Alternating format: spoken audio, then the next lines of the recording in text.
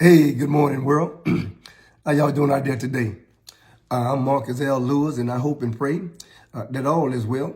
And I come to continue my life journey as I share my rags to riches story in hopes to inspire, to motivate, and to encourage someone that if the Lord did it for me, certainly He'll do the same for you. But certainly I want to encourage you that as you dream big, think about perhaps even imagine in your mind, perhaps visualize yourself already having, already being, and already doing the very thing that you are desiring to have. And that's what imagining is all about. That's what visualization is all about. And to be bluntly honest with you, that's part of the reason, of course, again, you got to have faith. Part of the reason why we are, my wife and I, where we're at today, because we sort of visualized where we wanted to be. We sort of visualized, the things that we want to have in this life.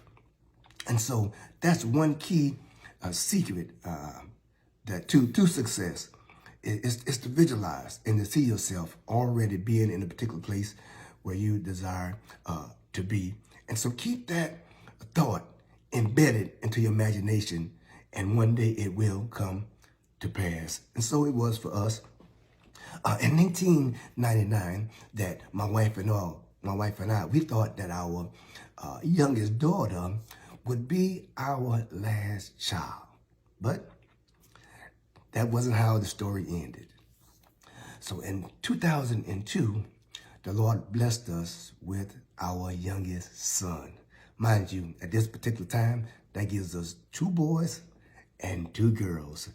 And just like the previous kids that came along before the youngest kid in 2002, they all would sleep with us up until a certain age. Of course, even when my wife would have the bassinet or the crib in the bedroom, some way, somehow, they would always end up in a bed with us. And so as long as the youngest son was in the bed with us, that had given the other 3 kids their own bedroom.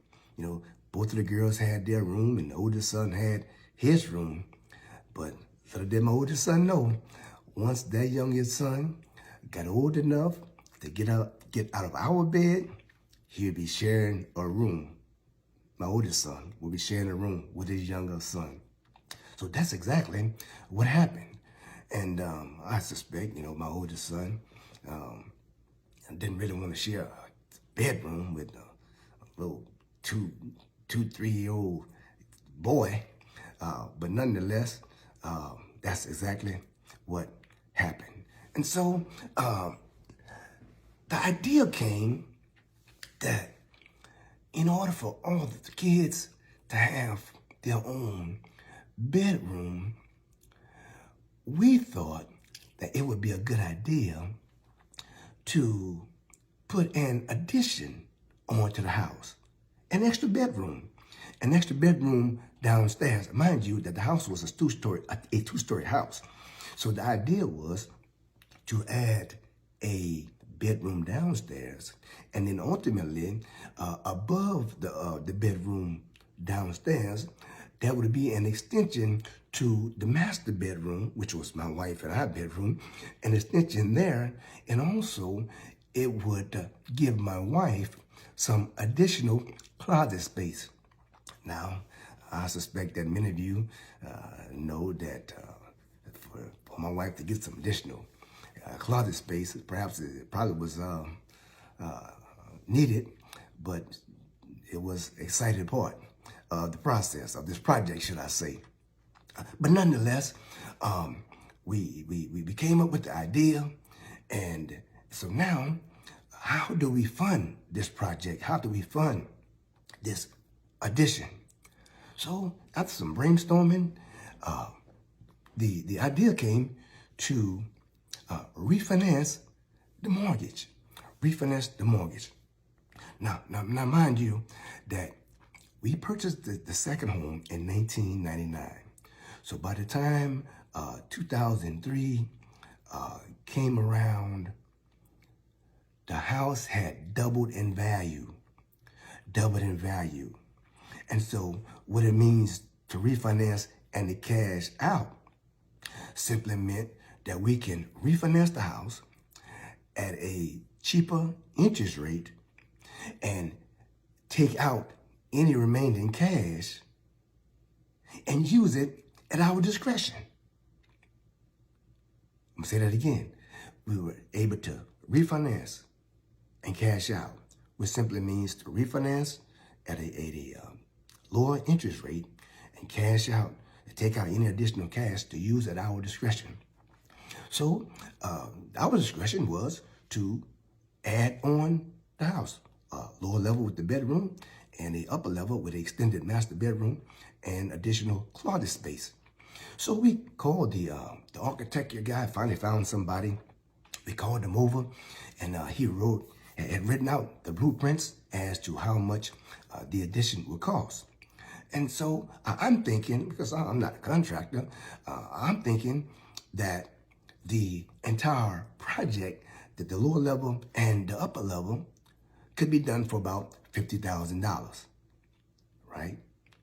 How wrong was I? The gentleman came back with an estimate of the lower level, which was the bedroom addition, was like $54,000. I thought that was astronomical, you know. And I said, well, I didn't really expect to spend that much money on just the lower level addition.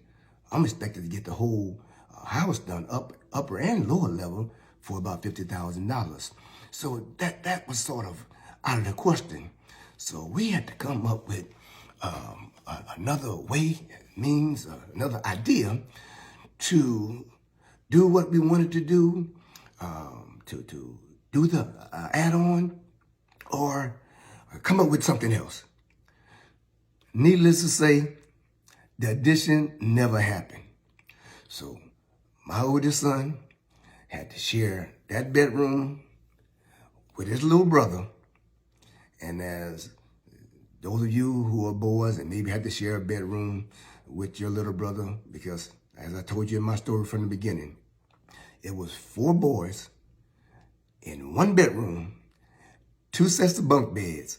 So I know how annoying, how cramped up, how discomforting it can be with 4 boys in 1 room.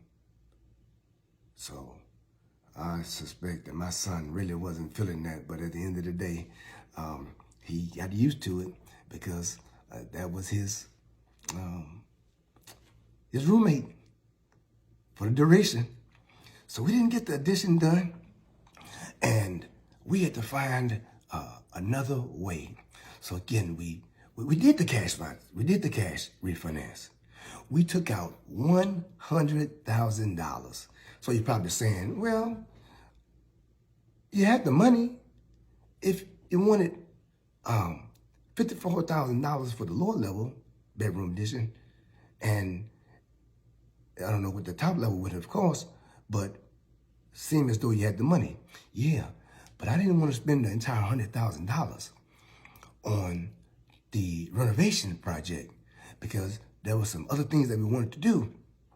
I had a vehicle. We had just purchased another vehicle, which was a sports utility vehicle, a Toyota Sequoia.